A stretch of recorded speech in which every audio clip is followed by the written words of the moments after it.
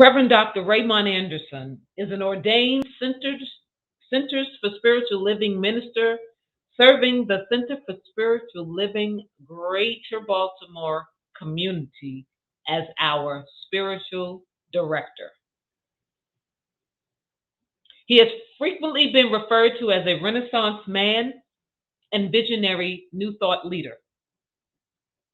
As a lifelong learner with a passion for self development, personal transformation, transmutation, and transfiguration, he lives his bliss as a teacher, minister, author, visual artist, ASL performing artist, mentor, father, grandfather, and more by giving people applicable tools and practices that enable them to live a more fulfilled life, recognizing, realizing, and materializing their full divine potential. His mission is to live, move, and be an active member of society who serves to educate, elucidate, and emancipate people and communities to awaken and empower themselves. And ACTIVE is an acronym that stands for authentic, compassionate, transpired, in, transparent, inspired, and vibrant and empowered. I give you Reverend Dr. Ray.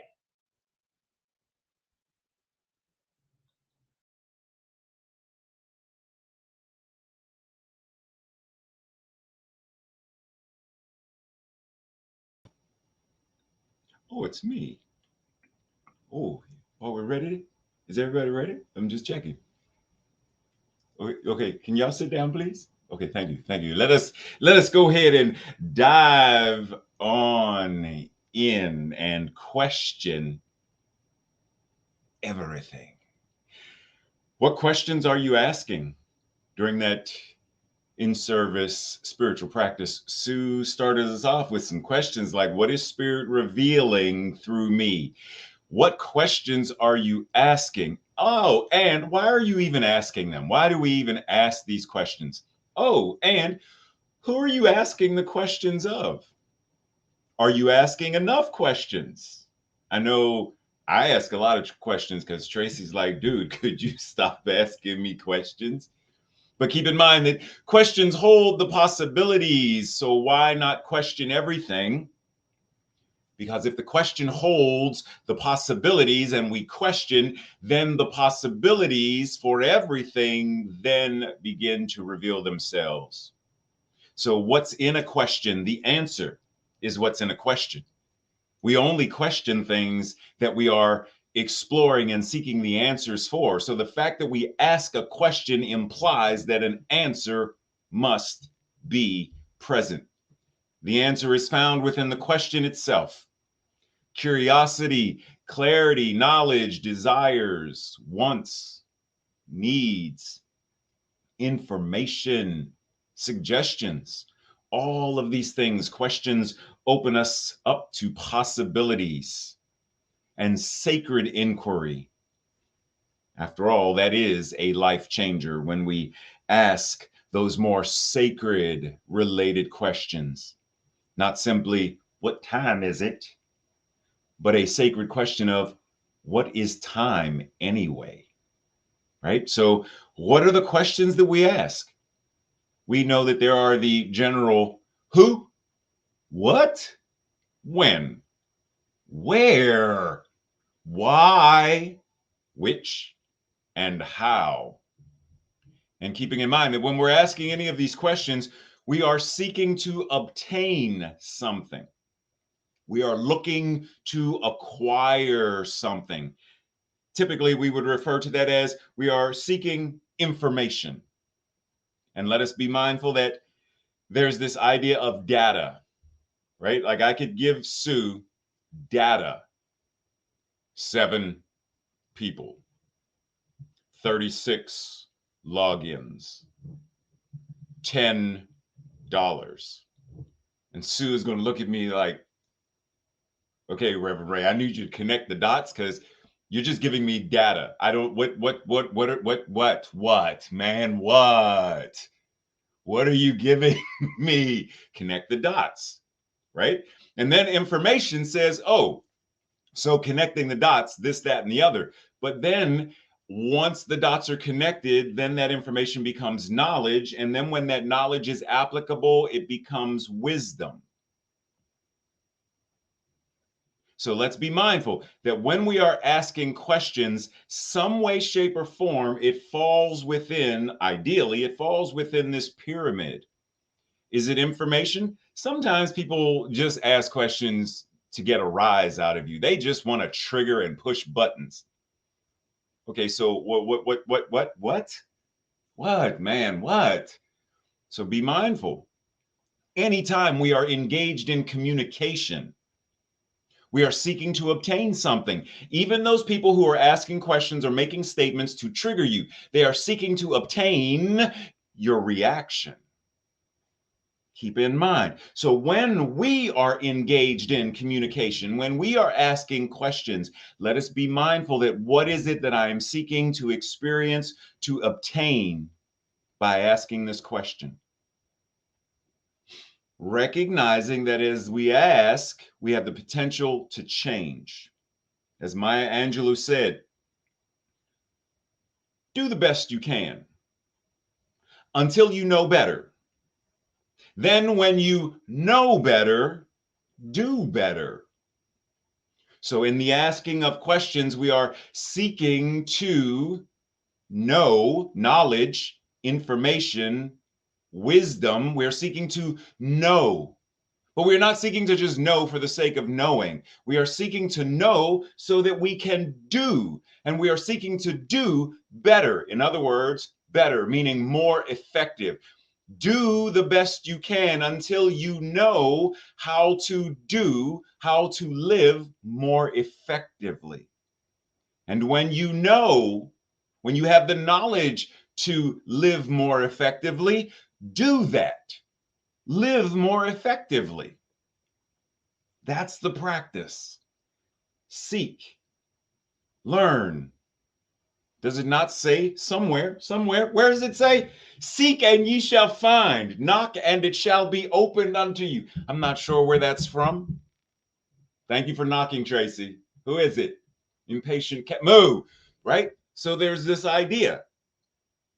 Seek, ask, and the answer will be given. Knock, and the answer will be revealed. Like that's in scripture. It's a spiritual truth. But keep in mind, most of us are looking for answers that we really don't want the answers to. That's why most people ask questions. Hey, what's up? Hey, Paul. Hey, what's up? Hey. No, I said, what's up? Well, does that not simply mean hello? Well, yeah, it does. But I was also asking, like, what's up? Meaning, how are you today? Then why did you not simply say that? You know what, Paul? I'm going to need you to just go ahead and put up some drywall and stop messing with me. Right? Oftentimes we get into these conversations or we'll say things and we're asking a question, but we're not really asking a question because we really don't want to know the answer. So today we are giving ourselves the space to know better, to know more, to feel deeper in order to do more. Is this not why we say treat? Treat, meaning know the truth in order to, align with truth. In other words, feel gratitude that we may then, act accordingly. Move your feet. Knowledge, feeling, and emotion becomes action. Treat and move your feet. That's the practice. And that's why we ask questions. So even when I go to Sue and I say, Sue, I want you to pray with me. I want you to pray for me, or I want you to just pray. Right? There's the question she asked. What would you like me to know? What do you want treatment regarding? I contact Jesse and I'm like, hey, Jesse, can you do some songs for my ordination service? And she asked, What is the theme? How many songs would you like? What is, right? Like they're specifics. But when we then know and we are aligned with, then we are called to act. Action. This teaching, Science of Mind and Spirit, is a praxis theology. It is a spiritual teaching, a philosophy of doing, of action, of practice. Ernest Holmes says in the Science of Mind textbook, through spiritual discernment, we see that we have within us a power which is greater than anything we shall ever contact. A power that can overcome every obstacle in our experience. Okay, we say what now? Did he say every obstacle? Yes, he said every obstacle. For real? Every obstacle, because we have within us, we have about us, we have that which is us, a power that is greater than any external thing we could ever come in contact with or lay hold of.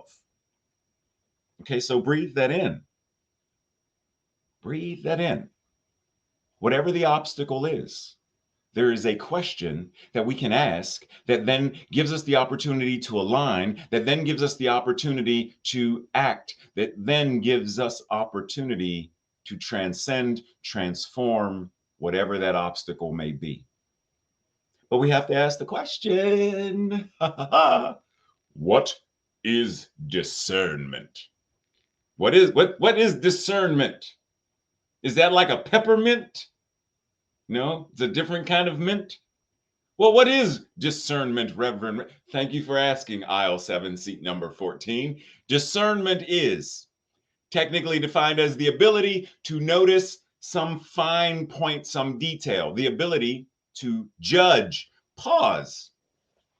Because we in New Thought, we talk about judging like judging is a bad thing. And yes, there are times that judging is a quote unquote bad thing, a thing that is less effective, just like bypass. It is a thing that is neither good nor bad, but simply is. But it's how we apply it that determines if it is effective or less effective, if it is life affirming or life denying.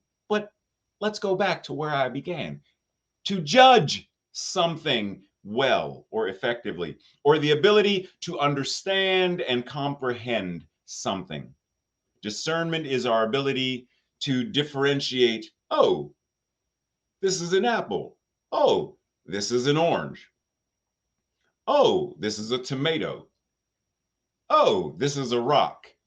One of these things doesn't belong here. One of these things is not like the other.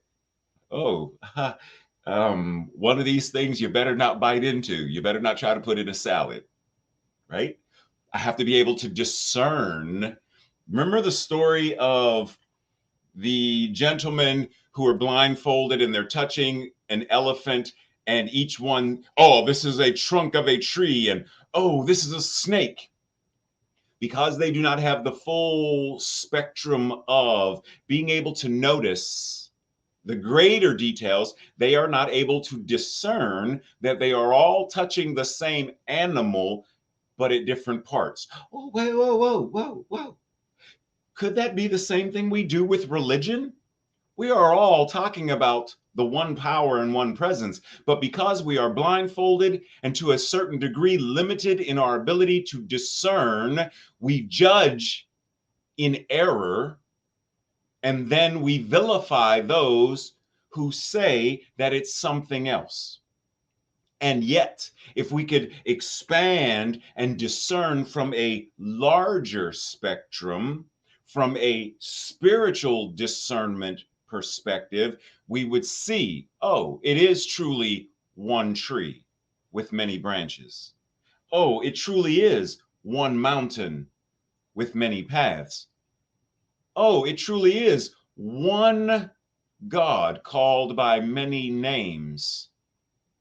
And based upon the names, it is used or understood in a different way.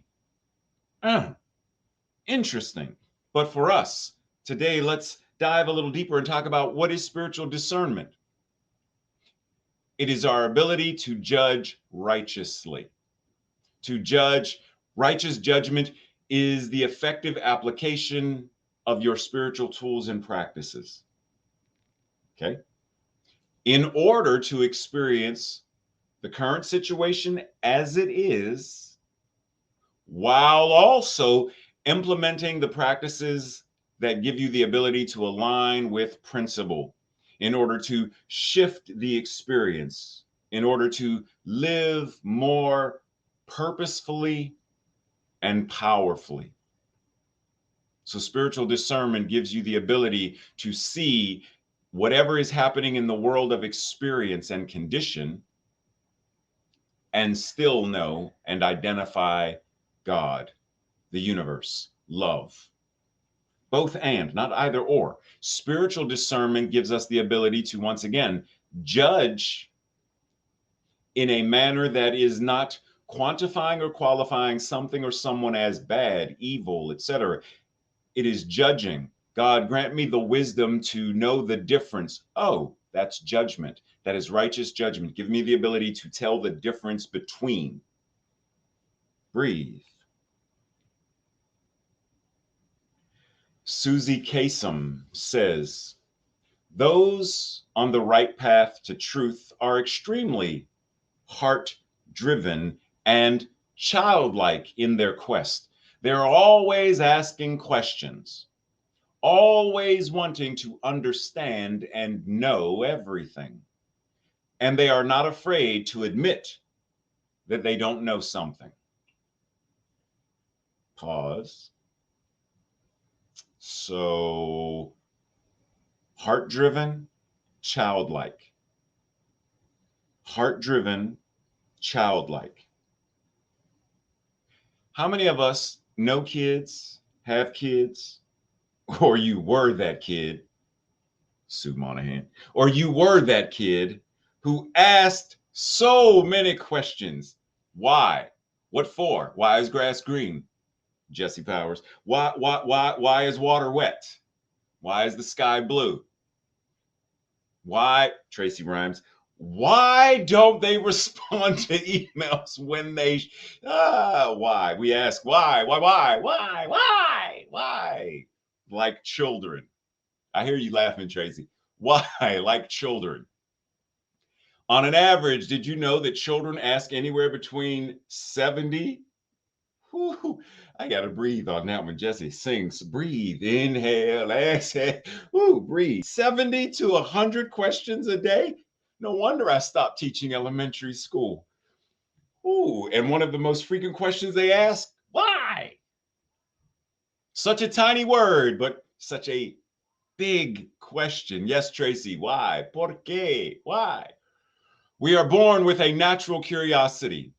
When we are young, we have a desire to learn, to understand, to absorb like a sponge more about the world around us. We imagine that anything is possible. Isn't that why we say when Jesse says, so Monty, because that's my nickname, Monty, what do you want to be when you grow up? And I say, I want to be a scientist and a doctor and a writer and a superhero.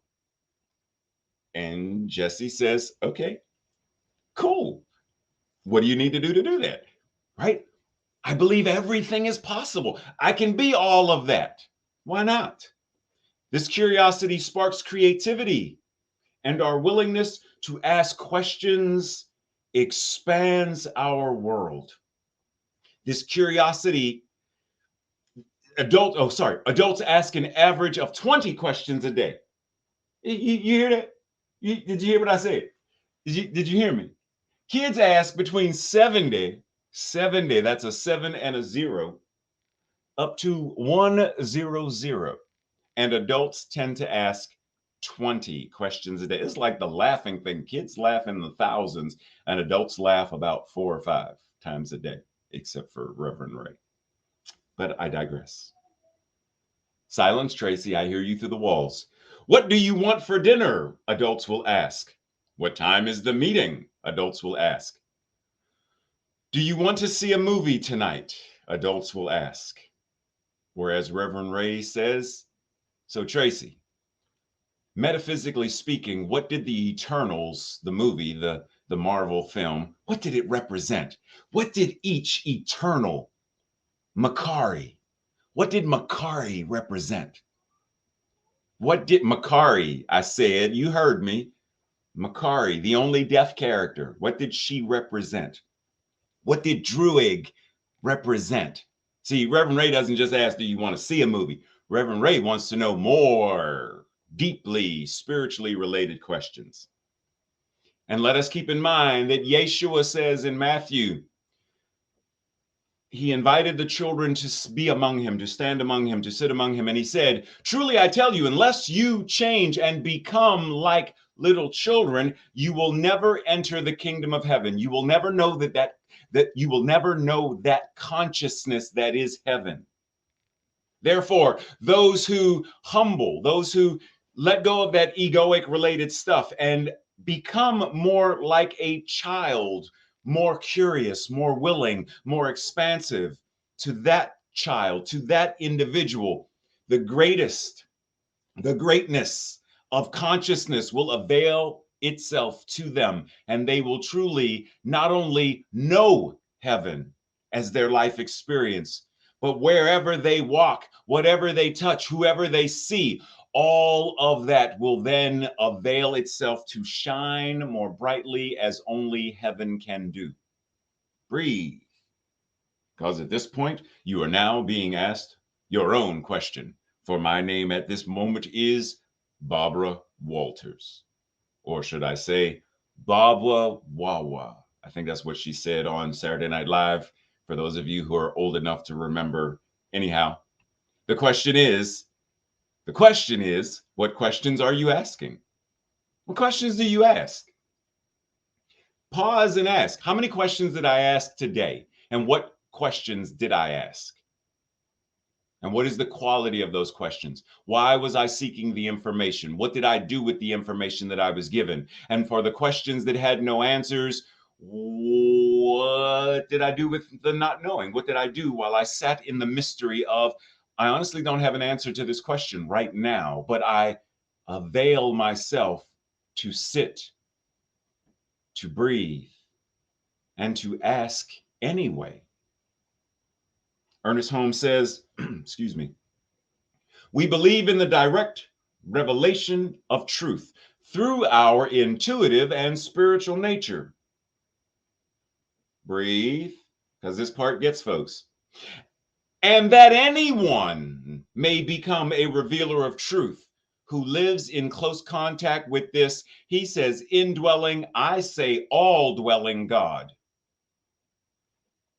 Anyone may become a revealer of truth when you are in close contact with the indwelling, all-dwelling God that is you.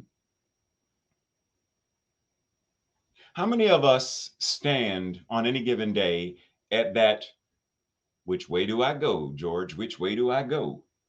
And we don't know what to do. I don't know if I should go right or should I go left. Which way do I go? Oh, Lord. And so we sit in that space and we're like, I am so lost. What should I pick? Because we assume that one is right and one is wrong, versus changing and asking more empowering questions, right? Think about any of those great interviewers who ask questions, and what is the point that they are asking the question for? What are they searching for? What are they looking to obtain? And when we ask questions, how does the question align to our vision, align to our purpose, both individually and collectively?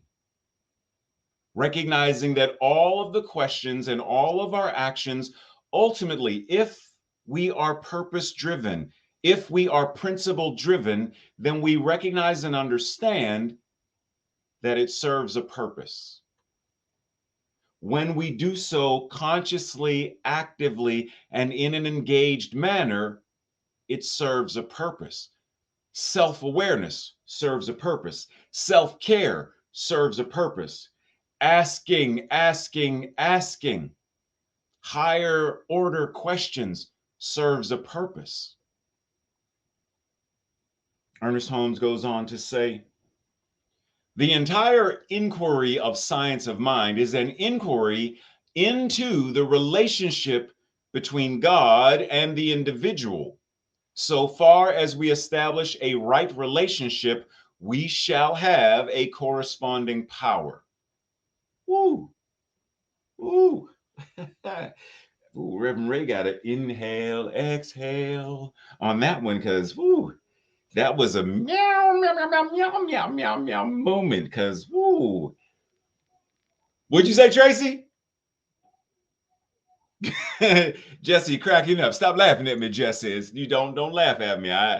It's your fault now. You meow, meow, meow, meow, meow, meow, woof, woof, woof me. So calm down.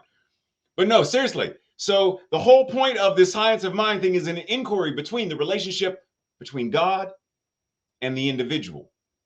Oh, whoa, whoa, whoa, whoa, whoa, whoa, whoa, whoa. Let's go back to what Sue asked in the in-service spiritual practice. What is spirit revealing through me? What is spirit revealing through my thoughts? What is spirit revealing through my words? What is spirit revealing through my feelings? What is spirit revealing through my actions? Between the relationship between God and I, between God as I, between I am. What is the relationship? Breathe. What is God being as me? What is God being as my thoughts? What is God being as my words and my feelings? What is God being as my actions? Keep in mind, Ernest Holmes said, the only God that we would truly understand, be in relationship with, is the one that we embody.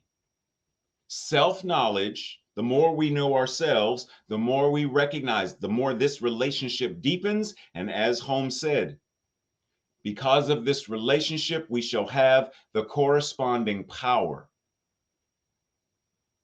Think about, let's go to our beloved Jessie for a second. The more Jessie has a divine relationship with her own vocal cords, her creative nature of mind, the more she is in relationship with her diaphragm and her lungs, the more she is in relationship with microphone and guitar, the more she is in relationship with that, the more we see the corresponding power of her gift as beautiful musician, vocalist, artist. How is that different than any of us?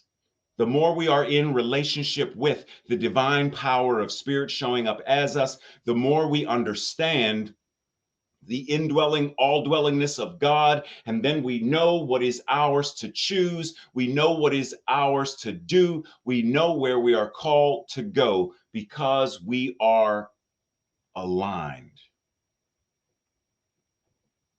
We often ask questions and seek answers externally, but there is an infinite intelligence always available within us. We can access it through sacred inquiry of spirit. Spiritual practices such as visioning, meditation, they bring us in close contact with the indwelling, all-dwelling presence that allows for direct revelation. Both begin by centering in oneness and anchoring in love. In visioning, we ask expansive, open-ended questions in order to catch, to obtain the high idea.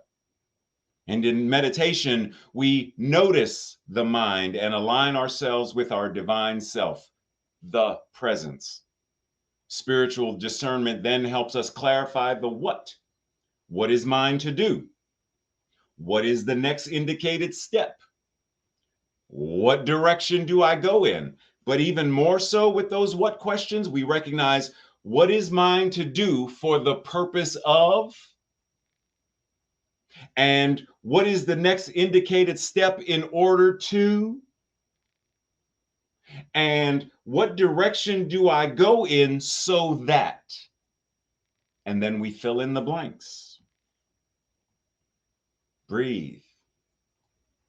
Because that's a lot of accountability. That's a lot of responsibility. That's a lot of power. And in the words of Peter Parker's Uncle Ben, with great power comes great responsibility. Susie Kasem says, to seek truth requires one to ask the right questions, more empowering questions. Those void of truth will never ask about anything because their ego and arrogance prevent them from doing so. Therefore, they will always remain ignorant.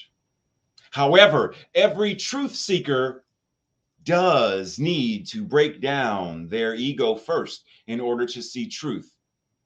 If the mind is in the way, the heart won't see anything. That's why in our teaching, there is often the disconnect between love and law, because we're not breaking down the ego enough to truly see truth so that the mind and the heart are in active alignment. So let me ask you a question. Suppose you wanted to cook.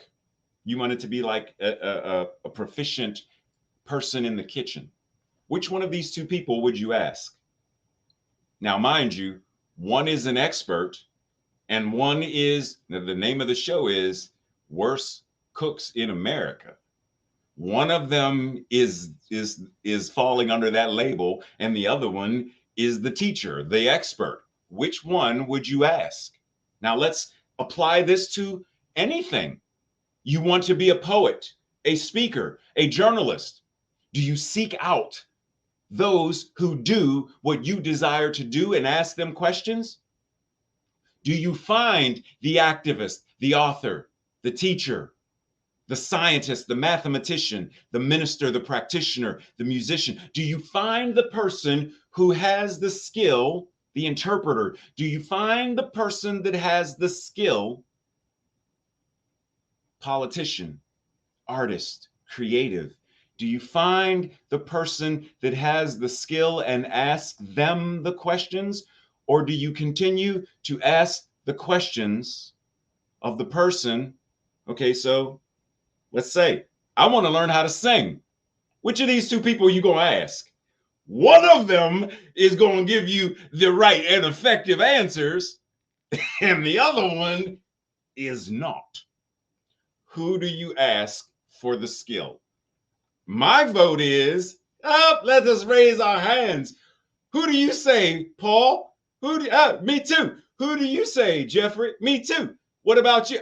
There you go, Fido. I picked Jesse as well.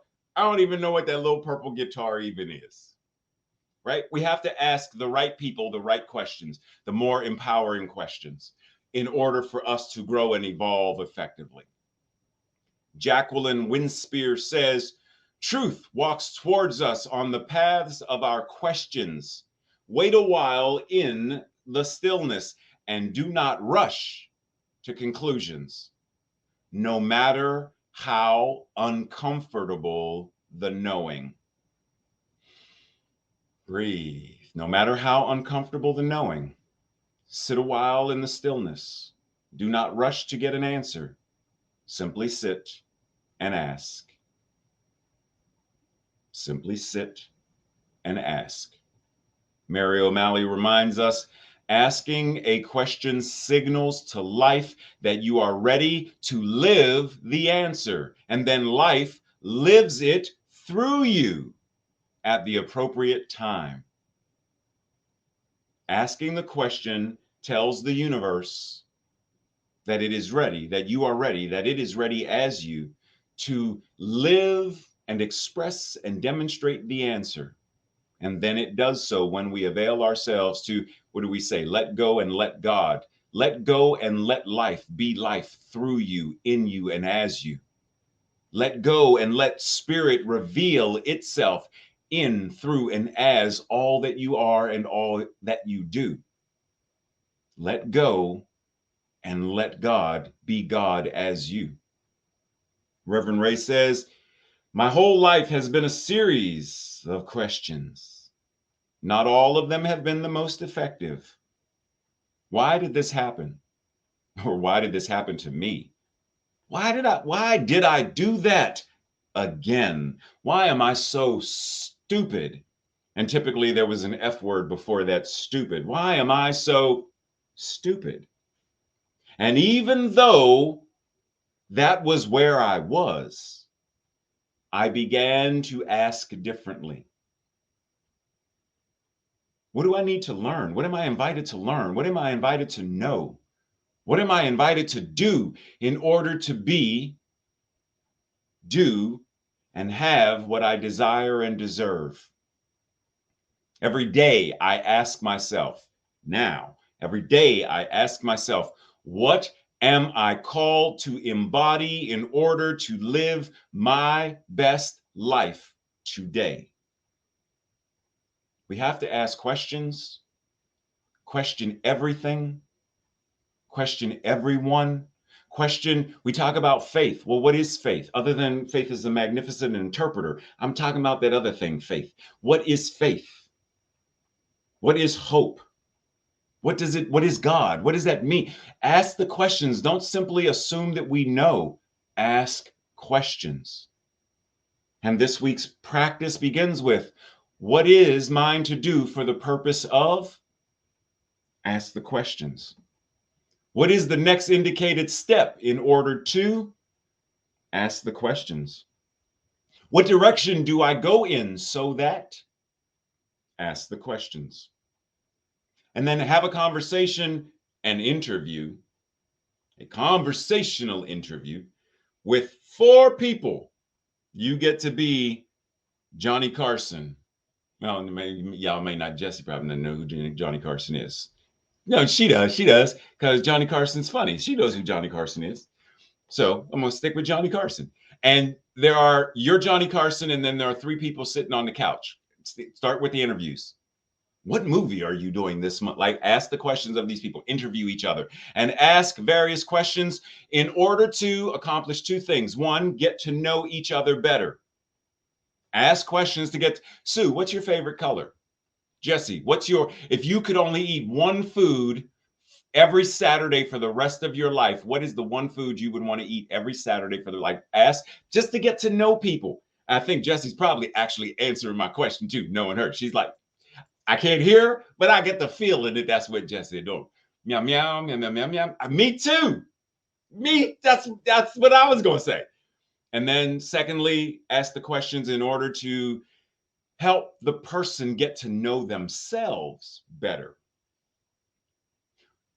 What was the first spiritual practice, religion that you grew up in? And when you changed to new thought, what made you choose to switch? And what was the most difficult challenge or thing about switching? And then the person's like, oh, whoa, wait a minute. Oh, I got to think about that for a second. Right? So help them also get to know themselves.